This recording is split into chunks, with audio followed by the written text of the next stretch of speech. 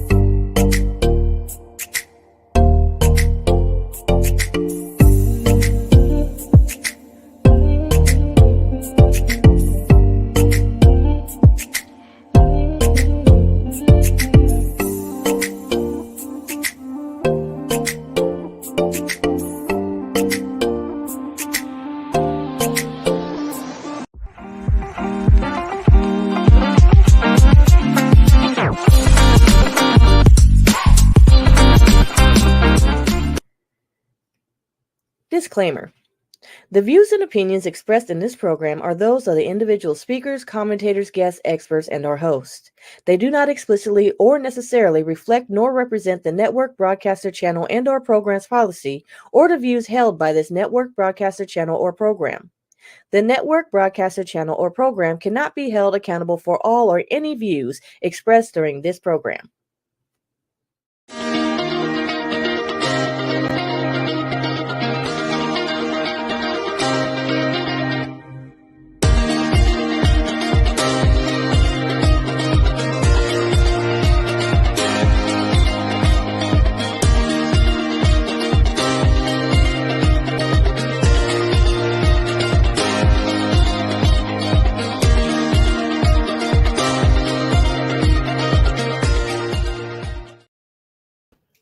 Hello, good evening, Fem Talk Nation, and welcome back to another episode of Fem Talk. We're going to bring the ladies in. We've got She Talks.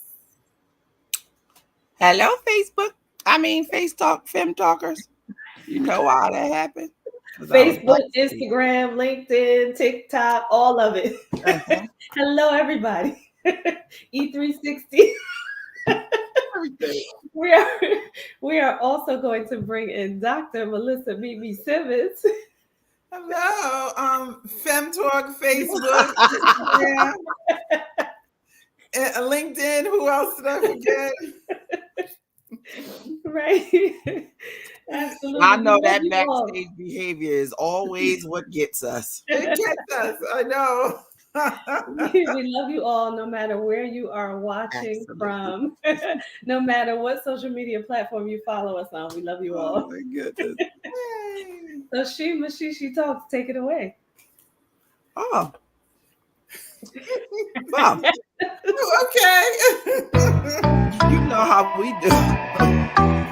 I'm telling you backstage. You know how we do. We gotta. All right. There she go. She's a little frozen at the moment, but you saw that sign. It said ask Fem Talk. So whatever your burning questions are, we want to make sure that you ask Fem Talk and you reach out to us at femtalktv@gmail.com. So She, are you ready to talk about the question of today? Yes. As long as my computer allows me, I'm here for you guys.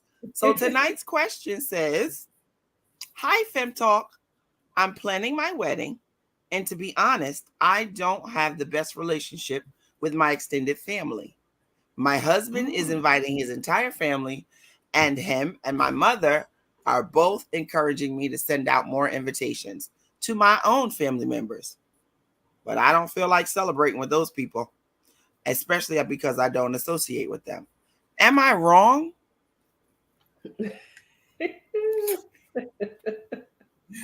Whoa. I'm gonna ask Dr. Melissa to do this one first because she's the only one that's actually married on this show. I'm And 'Cause then we I might have to have curtail. a wedding or two with controversy on both sides. So the diplomatic thing to do when you decide to do a wedding, it is just accept it's a family event. So it's always going to be an event that you create for your family. Obviously, you have friends, but think of it this way. These are things that your parents have wanted for who knows how long, right? Since you were born. So they all have their expectations of what they expect from the wedding. I had the same thing. There was people I did not want to invite. There was people that I wanted to, include more of my friends. But the truth of the matter is, I quickly learned that my parents needed people on both sides. So they all both got a handful of people. I gave them all, I think it was 150 at the wedding. So I gave my mother, I want to say 50, my father 50, and I took the other 50 and we kind of split it that way. And I shouldn't say like that because Lamont had half, I had half. So we split our list, I think 50 like that way. Forget how it went. But you send out more invitations than you have space because a lot of people usually get about good 20 to 30% says no anyway. Right. So I think part of it is just accepting that it is a family event. There's going to be people that you don't want to invite, but your parents have different views in it. Now, if you really want to get away from something like that, that's what eloping is all about. You get out of the whole mix. You don't ask people for money and you do what you want to. But if you really want to honor your parents with your wedding and your family, just remember it's a family event. And you do have to kind of invite both, let parents have what they need. And, what she said, that don't sit right with me. It is not. It is a family event. I haven't gone to a wedding and this is the problem with it. It can cause major family rifts if it's not honored as a family event. And that's for religious reasons. That's for, social reasons. It just becomes an event for your family. The expectation, you'll be surprised, the expectation of people have to be at your wedding. Oh, I remember when I took care of you when you was 10, when you were 5 years old. You don't even remember the people. But depending on the relationship with your parents or with your guardians, it becomes important. So it becomes a very touchy thing. I think you discuss it and you figure out how you're going to divide the list. But I don't know. I've done a few of them and it always comes down to it's a family event. I'm burning. I'm burning over here. I know you're burning. Go ahead.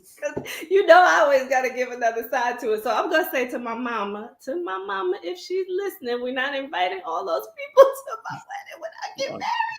Because I know my mother is going to be the same way. She's going to want a certain number of her friends. Listen, my attitude, though, is, first of all, if me and my significant other, my husband-to-be, if we are paying for the wedding, now, I'm not saying I won't give you an allowable amount, but no, you cannot go over that amount of people. And if I haven't seen or talked to these people in many years, or I don't even remember who they are, nope, that's not how it's going down. Not my wedding. It is not happening like that because I believe that the bride and the groom deserve to celebrate with the people that they love and that they associate with and that they want to be there to make it a great celebration for the two of them. Now, part of that, I don't disagree. I understand what you're saying because I have that type of family where it should be a family celebration for them. That's what they think. Okay, Mom, I'm just telling you right now, I love you, but we're not having all those people at my wedding. Oh, MG, you'll be surprised at the fights that happen.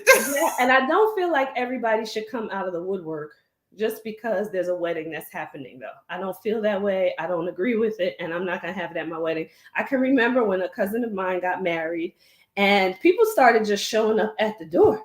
Oh, yeah. That we're not even invited. Oh, yes. So no, we're not doing that. If I have to have my police officer cousins at the door, we're going to turn people around. If you were not invited, please don't show up.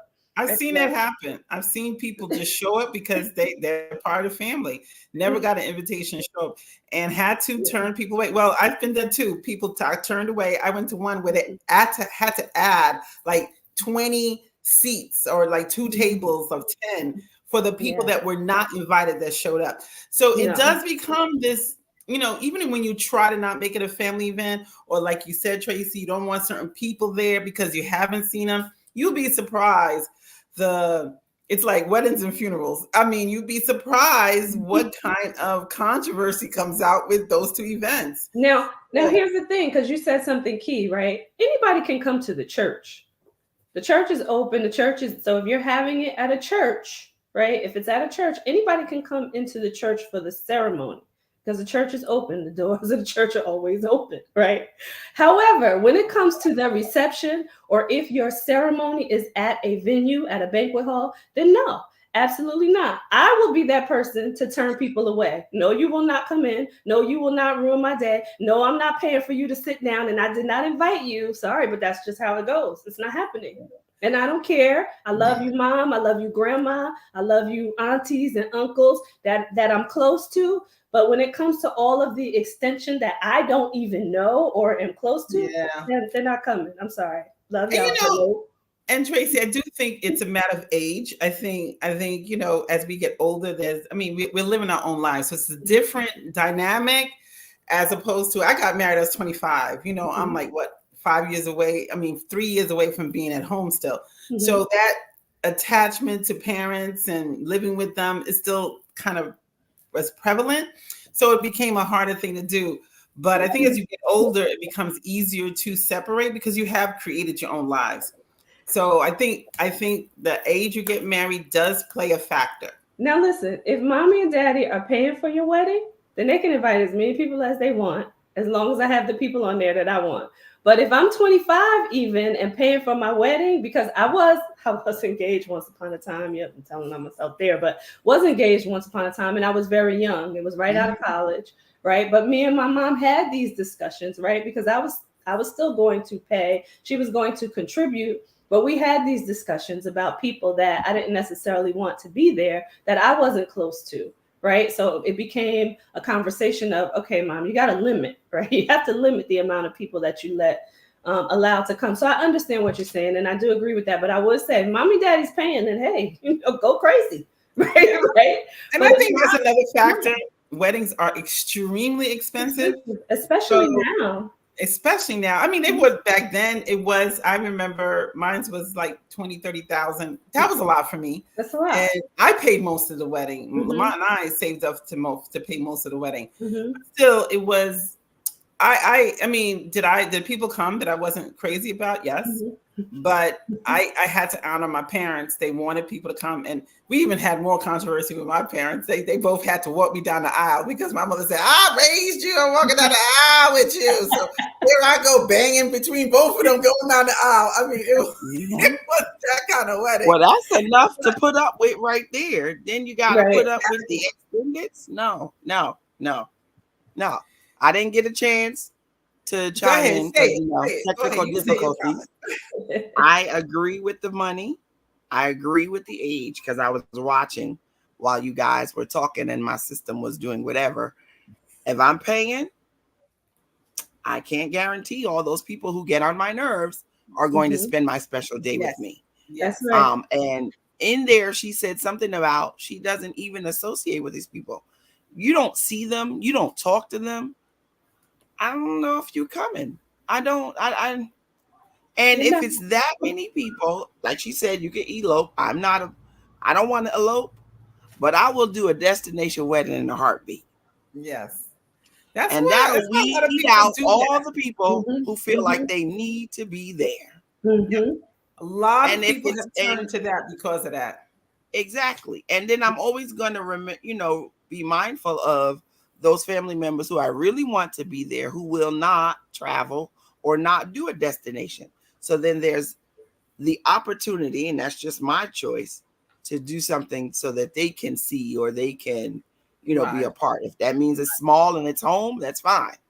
But I don't want to be. You know what a good idea for that is? I don't want to be uncomfortable. If you didn't want to do destination, but you still had people to come. I've seen a lot of people after the wedding, they come home and have a party to open the gifts or to, something like that. So like you said, it may be the people that just can't travel or didn't really have the money, but you wanted them to attend. So you do something extra for them. So, but a lot of people started to do destinations, or like you said, Tracy, I'm going to pay for this myself, so I get to say what I want. So I get to have the people I want.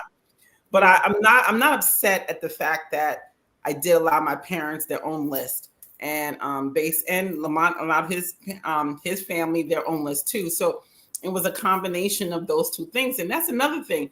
You know, you may want one thing and you may be real staunch and I'm not doing this, but then the person you're marrying has a say also. Mm-hmm. So if they're allowing does he have a say on my people who I don't like? Well, not a say on your people, but think about it this way: if your mate is inviting, giving spaces to certain people, and then you're not, then it becomes this. What are we doing? So you have to really make it work. That's all I'm saying. Work so that by the time you invite all them straight cousins, right, all them family members, all those people who are not even real family. He could invite everybody he wants on his side. Yep. If the people on my side aggravate me in regular life, right. Y'all not coming to the wedding. That's right. And that doesn't mean, that my mom won't get a list. My mom absolutely will get her pick of people. Yeah. My dad is no longer here, so he don't get a pick of people. His family will get picks of people, but I want him to be completely comfortable and pick anybody from his side of the family he wants. Yeah. Now, if he has bonded with somebody on my side of the family that I don't like, and he want them there, that's going to be the compromise. Right. But outside of that, you can't aggravate me in regular life and then I think that's the point. Right. You said it yourself. You give your parents a few people, and that may be the people that you don't want there, but they do, and they come. Yeah, that may be the issue. I doubt it. It depends on who it is. Jeanette Stroud, you are an avid listener of Fem Talk. You going to get your list? But it better be the list I want, right? Better not be the people that aggravate your baby. Your list is on my list. Is that the thing? Right. Your list is my list. Okay. That's right. I agree. But it is a compromise. She's just going to have to decide who to please. And that's what that is. She's pleasing. It is a compromise. And sometimes you don't want to please everybody on every day. Right. And that's a special day that's not supposed to happen all the time. Yeah. So why would I be uncomfortable on that day? That, as beautiful as weddings are, this tends to be one of the hardest pieces of a wedding, planning a wedding. It comes down to who's attending and how much you're going to spend. Yeah. So these are hard things. I would just say, make sure I think the word that our question person needs to remember is compromise. It's compromise to make, to make it so that day is peaceful for you. Mm-hmm. Because people try to, with all of that stuff, take away the joy of the day. Yes. And that's why I think at the end of the day, it needs to be peaceful and a compromise. So there may be, so it may not be the perfect list of people, but make sure it's comfortable on both sides so that you can enjoy the day. That's my recommendation. It's already the worst thing to see is an aggravated, frustrated, upset, hurt bride on her wedding day. That is the worst thing. I've seen it. It's sad. It's a sad day because they can't really enjoy it. I've seen both, and again, it comes people get into. It's the people that make it, unfortunately create that scenario for the bride and groom. Yeah. Usually the groom will just flow with it, but the bride unfortunately gets tormented with it. At least from what I've seen. So again, try to get the best compromise so that day, and that's the important thing to remember, that day it is yours. So absolutely. So next up, she.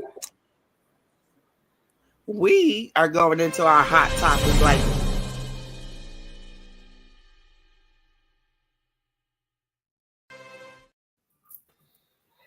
hot topic. So today's hot topic is something that is new and just was on the news just a few minutes ago. Our wonderful friend, I say our wonderful friend, but it's Tracy's wonderful friend. She loves it. I like him. I like his music. I know. I felt bad seeing his face plastered on television. But Mr. Justin Timberlake got pulled over for drunk driving. Now, the topic would be him driving drunk, wouldn't it be?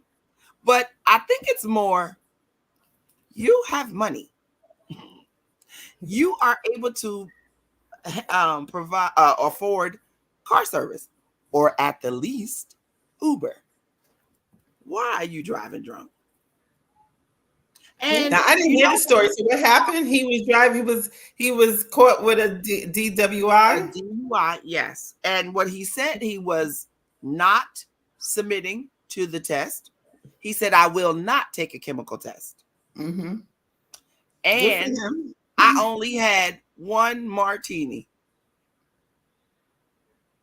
Well, it says that he was swerving. Right.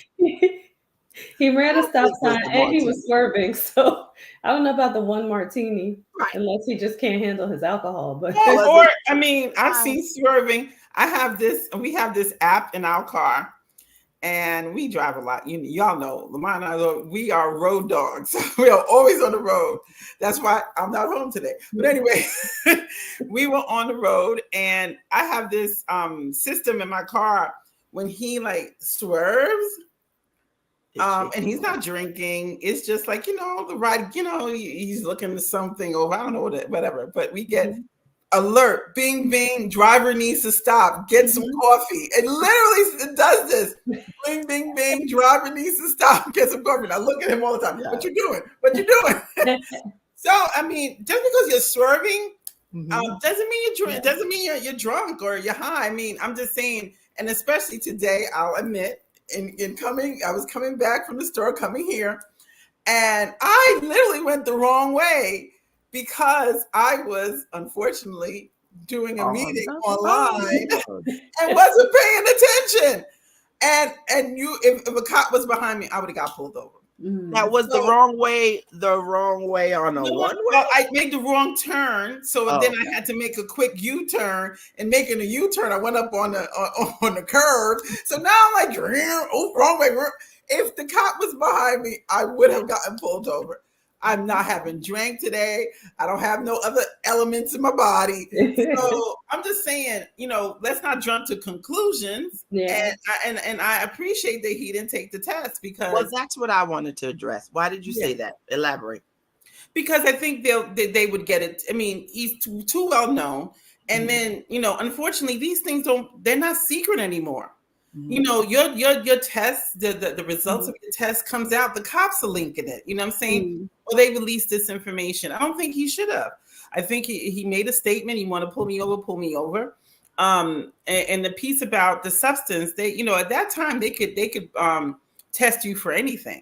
So say he was smoking marijuana, say he had it in the system.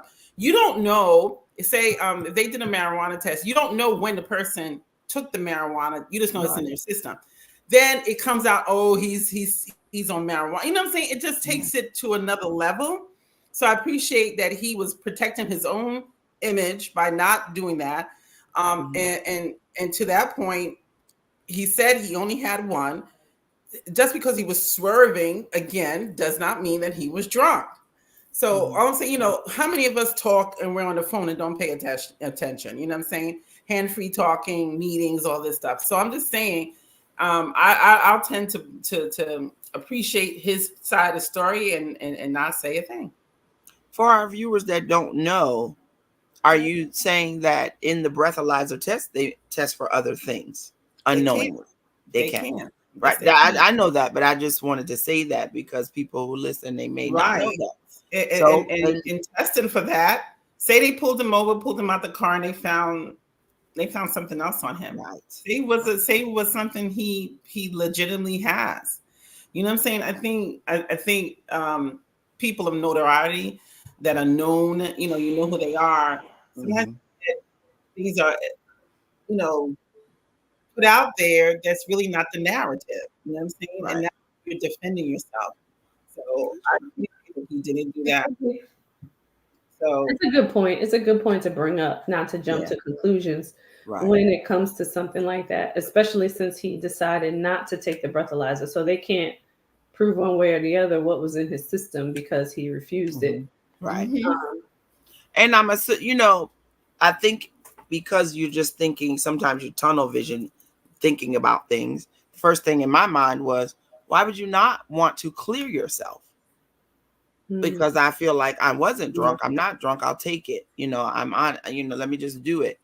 And it could be incriminating. I don't think that, but that's probably because. Yeah, I'm a little green, but I was gonna say I'm a little more straight laced than most. It's they okay, you too many. I've seen too many. Look, I used to live in the part of the country in New Jersey where if you were Black, you got pulled over. So I've seen way too many people pulled over for no good reason. So I'm anti. Why are you pulling me over? And what do you want me to do about it? You know what I'm saying? Right. And people do get railroaded into things like this, especially now where, quote unquote, marijuana is legal. Now it's legal, but they say you're not supposed to be smoking it. They believe that's still a substance that's not supposed to be smoked or ingested or whatever, however you get it into your system while driving. Do you see what I'm saying? You can't do it while driving a vehicle. So say that was something in his system. Say he took say he was on whatever for whatever reason and it's still in his system, but he's not high. Now they test for it and that's what they find. So now he has to explain, this is what I had. You know what I'm saying? And when I took it, because you cannot determine. Alcohol and marijuana are two different. The test does not, like alcohol wears off in your system. So when you take a breathalyzer, it does determine how far you have, how close you were to drinking before you took it, have taken it. Okay. That's what makes it more reliable than marijuana. Marijuana stays in your system, so it could come up on some of those tests, and you cannot determine if you took it 5 minutes ago or a day ago. Exactly. That's the problem with that. Yeah, agreed on that. All right, everyone. Driving law does not depend on a specific level of, I'm gonna say THC because I'm not gonna butcher that. the THC, but the substance most responsible for marijuana's effects in a driver's blood. Yeah. So those are the things. And again, now. Who knows why anything was happening. Well, I think that's why I said the focus was more or less on the idea of you have the ability to mitigate some of this stuff. Do so. If you drinking, listen, if you have one drink and you want to drive, that's your preference. But you also know your level of notoriety. So even if it's not something that is deemed to happen to you, your paparazzi love you. You're famous. So even if nothing is wrong, they want to see something. People want to see something. I'm sure. So just cover yourself. Stop. Yeah. If you are drinking and driving, how about you just stop? Use some of that money and Uber yourself. Or get a driver. And I think that's what's going to happen once this settles down, is that he's going to come out with an apology. That's what they always recommend. He has kids, so I'm sure he's going to, apologize for the embarrassment to his wife, to his children. I shouldn't have done that. It was a bad decision. And more control the narrative. And I think that's the piece that he chose, is I'm going to control this narrative. I'm not going to give you my narrative. I know not to say smart.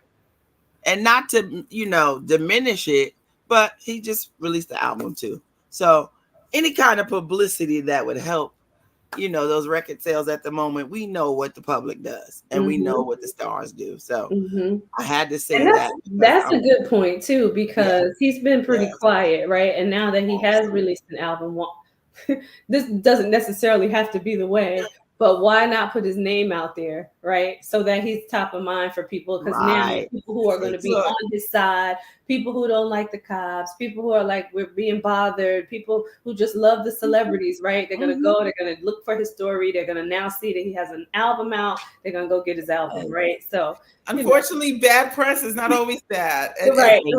And I heard somebody, with this last 2 weekends with the release of Bad Boys for Life, and them, taking over and bringing movies back. Somebody said Will Smith need to slap some more people because clearly his $1 billion ability is still live and popping. So there you go. And they were waiting for that. Press is not always bad. That's right. Those box office sales didn't say I don't support you, slapping man. That's right. They said we've been waiting for you.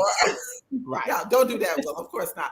But it just shows you that people, that Right. when you're known, when you do something bad, everybody's looking to get you on it. So again, I'm sure Justin Timberlake, he's always sounded like a stand-up person. I'm sure he'll come out apologizing for his, bad decision. Obviously, that's not something he wants, but I'm glad he controlled the narrative. So good for him. Yeah, absolutely. All right, so we should take a commercial break, and then we can come back. That is our hot topic for the day. Oh, I'm sorry.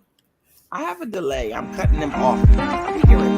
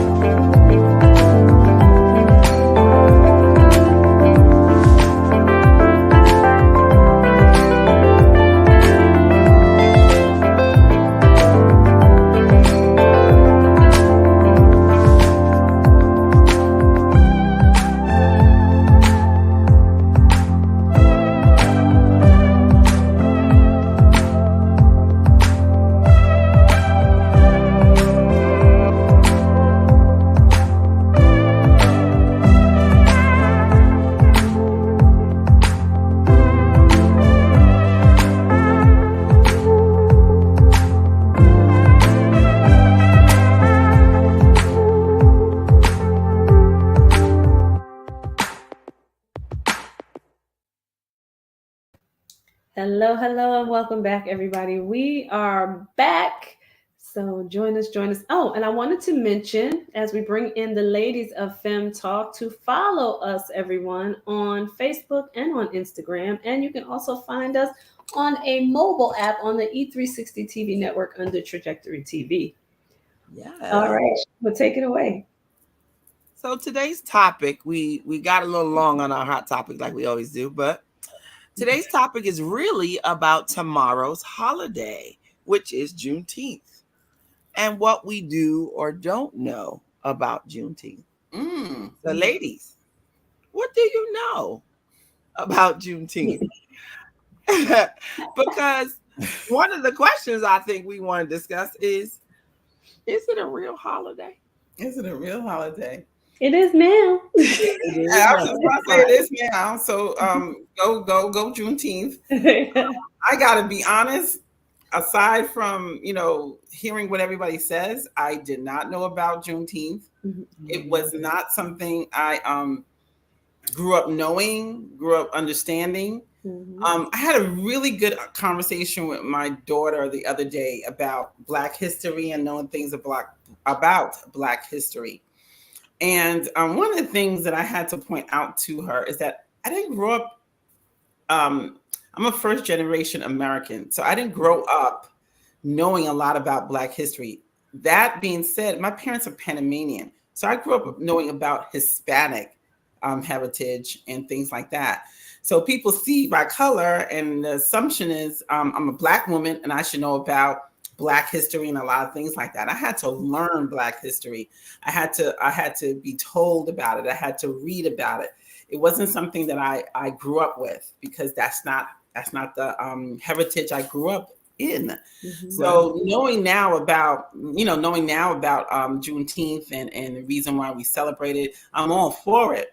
But I'm also all for the other holidays that has finally become part of the culture of America, and then they're recognizing. I think that's where I see it more so, in that, we always had those traditional American holidays, and I think now it's important to really show more of our history. So that's why I appreciate Juneteenth.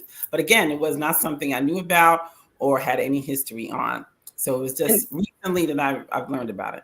I want to mention something too, because even if you were raised in this country, we were not taught, right, about Juneteenth. Our parents weren't taught about things like this, right? But they shut Black history down, right, in the education system, for the families, right, even in slavery, right? They didn't tell us a whole lot about our own history. They didn't want us to know. They didn't want us to know how powerful of a people we are. So it's not even something that these things are becoming widespread now as the generations change and we start to educate ourselves. It's still not something that's talked about in the school systems, right? So it's not and you have to think about our families, and like you said, you're a first generation American, but even to think about those who are in this country who would have been your mom's age in that generation, right? They weren't taught anything about Black history. So for us, we don't have that background. We have to now go seek all of that information.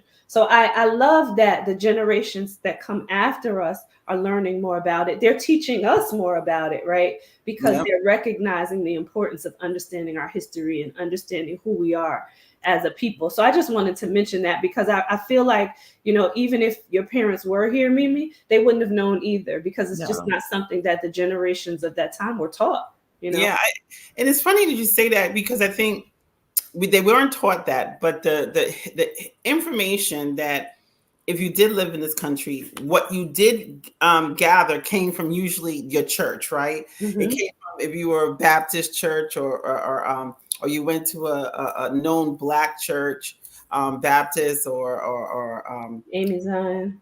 AME or different ones. I was forgetting some of the different types of churches. But if you grew up, that's sometimes how you found out, because a lot of churches, and it wasn't until I was an adult that I went to a traditionally Black church, and it was during the month of February where we would take the time to now learn about Black history and all those kind of things. That's where I started gleaning information about Black history, the church. And to your point, those are the ways that we did learn, but it surely was not covered in school. It's definitely not this portion of it. And even there, right, it wasn't enough, right? And I would say even in those arenas, right, some of the Black churches were even misinformed about Black history, right? So when we got the information, it wasn't really the proper or correct information, because it was what they were given, right? And some of it wasn't the truth, right? So, we're learning now about those things that, okay, now we have Juneteenth. So like you, I didn't know anything about Juneteenth growing up. We didn't celebrate it. It wasn't even something that was recognized until, of late. So we were adults. Yeah. Sadly. Yeah. I guess that's also indicative of the way it came about. And I know our producer put some information out here that says, when the Emancipation Proclamation became effective was 1865. But the majority of slaves didn't get notified or even become actually free till 2 years later. Granted, we understand they were still under Confederate control. However, the notification to these people was not to our people. I say these people like they're detached. For our people, didn't come across for 2 whole years later. So regardless of what they were free under Confederate control, right? They didn't acknowledge. They didn't know. They weren't told. And that's when I hear you guys say we weren't told, we weren't taught. It's indicative of those same times. You're only gonna know what I want you to know, or you got to really dig and fight for that information. Really dig and fight for your information. One thing I do have about this, though, because like you said, we're all learning about it now. Over the last few years, when it's really been fought for this holiday. What do you think about the people who won't acknowledge it? That's a good question. You know what I liken it to, even though that was probably a little more in your face and more that I could understand and get on board with. Mm-hmm. Just before Martin Luther King Day became the day, we acknowledged that there was a day, but it wasn't a holiday. So we still did everything that we would normally do. So we went on with our lives until it became an allowable day to be recognized at work, at school, in the public. You know, I hate to say it like this because it sounds really narrow-minded. The post office and the banks closed. Right? So then we paid way more attention to it. So I think it's the same slow acceptance process. Yeah. Unfortunately. Yeah. And I embraced that whole, I don't care if my company still is open. This man was given this holiday. I'm not working. Yeah. But here's the thing too about that part. That would be contradictory to what he did for us. Go ahead. Yeah, I was going to say, here's the thing about that part, right? He was a highly recognized figure in history. He is the one person, right? The real one person that they taught us about in the education system. Exactly. Right. So even when, and I can remember the time, right? It's crazy right now to be the ages that we are. And remember the time when Martin Luther King's holiday was not recognized, when his birthday wasn't recognized. But people knew about him, right? So it was easier to accept because it was information that you were already given. Exactly. Right. Here it's like you had no idea. Right. So you almost don't know what to do. Yeah. So I think what you're mentioning is going to be even slower than Martin Luther King. Right. Because people have to really start to look for you still have to look for your own information on this. Right. In order to really accept it and understand what it means. And understand, because there's people asking, well, why Juneteenth? Like, why we got to recognize that? So what? They're free. So what? You got free. And and what I take from those kind of comments is, the same things when you hear people say the Holocaust wasn't real. Yeah. It's the same thing that says, why y'all still talking about slavery? Why? It doesn't allow the country, the full breadth of the country and a full breadth of how we became a country to come out. Belittled and you dismiss so many different heritages in this country that has risen up into so many different pockets. All we've been allowed to see has been the Anglo-Saxons thought of America, right? And the ignorance that you have not accepted that everybody who's in this country has a component of how they got here, right? Yeah. And the contribution even bigger. And the contribution they've made to this country. Yeah. And I'm going to go for it. When you belittle people, you make comments that okay, now you're for the people, especially when you get up and you tell people, why don't y'all, I'm fighting for you guys because people are coming to this country taking the Black jobs away. That's what those are the comments that are being made in pseudo Black churches by people trying to get votes and belittle that, I'm supporting the Black people because all these immigrants are coming into the country taking your jobs away. And the first thing I got was, who says that's my job? Right. I didn't know there was such thing. Right. As a Black job. That's my job anyway. That was the comment, right? Again, belittling who Black people, African Americans are. And see, that's the ignorance that they don't know about that allows them to say that because you don't know nothing about Juneteenth. You don't know the fight of where people came from that time. Right. Because we were just like those immigrants. They wanted to do the same thing to what they're doing now, recommending what they do to immigrants is the same thing they was recommended to do to us. If we did not do what they wanted us to do back then in those plantations, doing all that work, what was they going to do? Either kill us or send us back. That's what they wanted to do. Right. And that's the same narrative. See, because if we don't learn from that narrative, what happens is the new narrative now is them. But it's the same story that they say now about the immigrants trying to come into this country is the same story they said about us back then on Juneteenth. You're just doing it to a new culture, or a different culture, not even a new one. That's right. That's right. Same story. So, Don't want them in this country. Exactly. They're what, rapists and all of these things.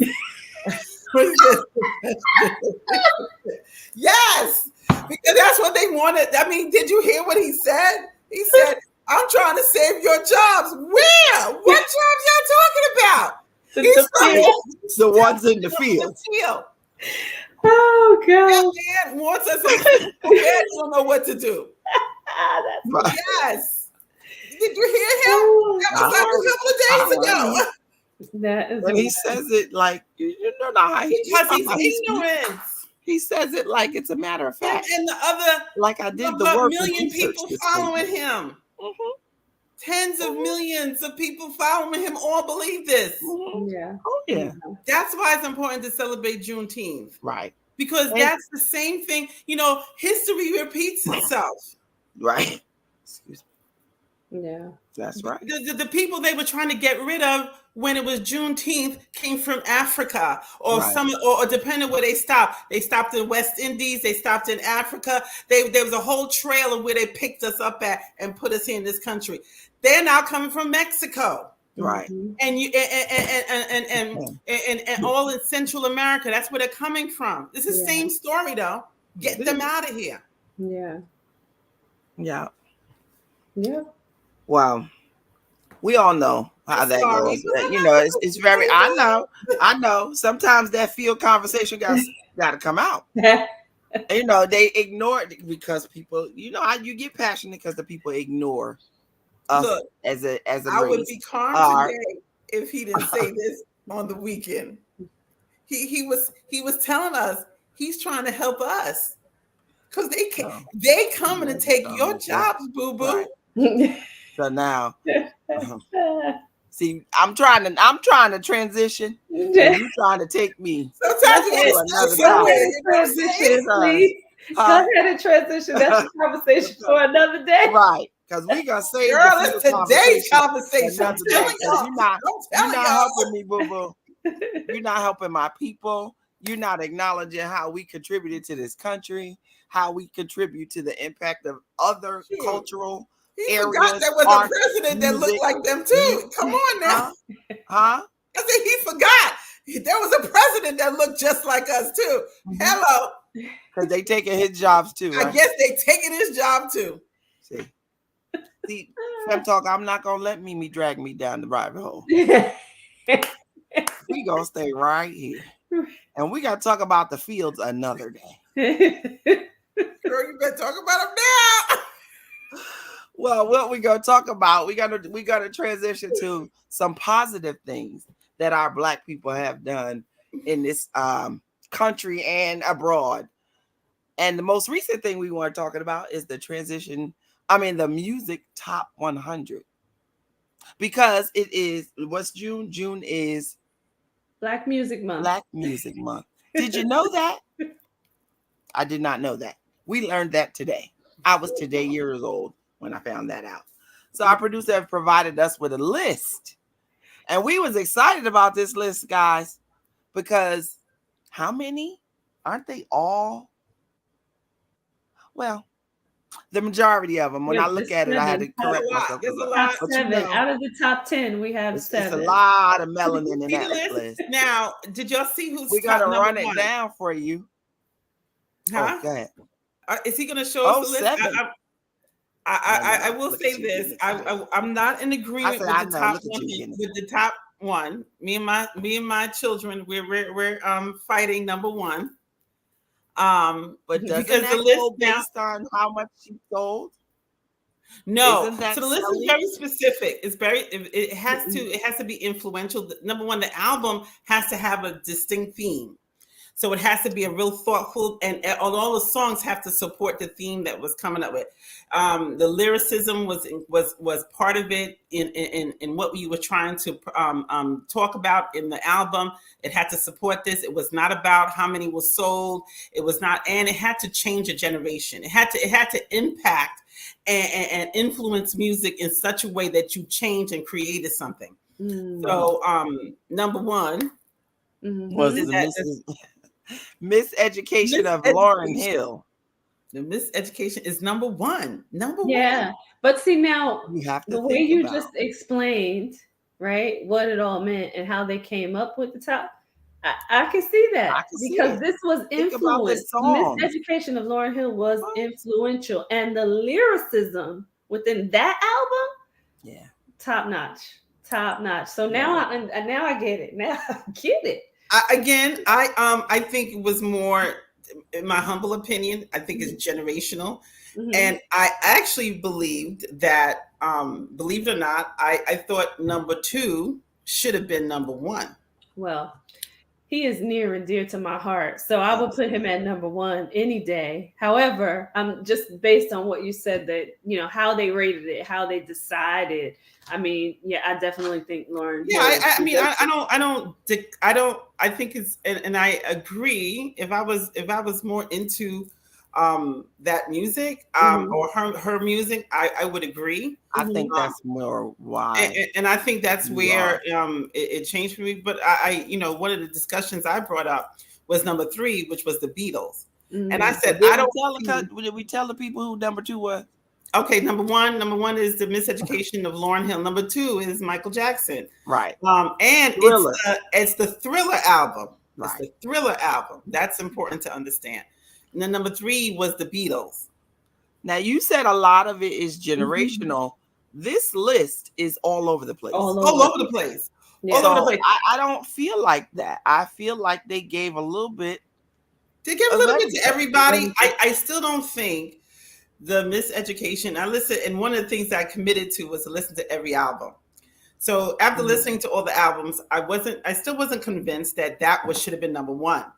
I thought in listening to all the albums, I would have gone for not my favorite, which was Michael Jackson. I would have gone for the Beatles. This is why. I think the Beatles truly smashed the generation.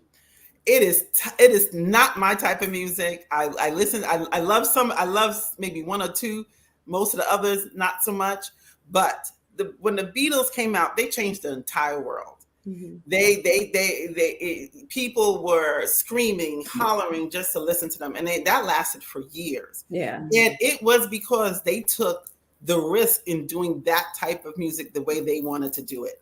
And I think their influence and the point of their music and the whole thing, I think that is more representative of all the categories than the Miseducation of Lauryn Hill. But kudos to that, because it shows to the point that she only did one album, but she did the best one, right? So the one she did was the best one ever done.